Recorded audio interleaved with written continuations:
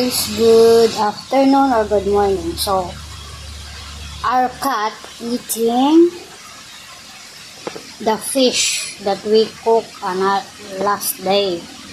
So, I gave it this one to him, because he don't want to eat something. So, it's for change. So, I gave it that one. So, ito na, this afternoon guys, I will make inunang tirit. Ay, tulingan siguro na siya. So, amo ang duha guys, kay maluoy man ko, di man siya mukaon sa canned goods.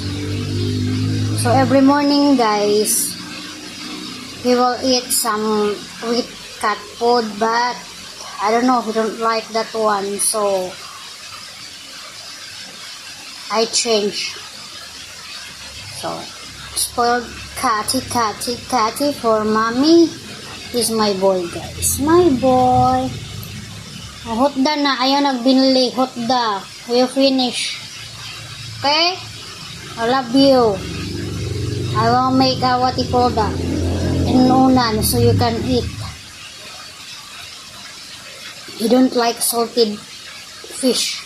No.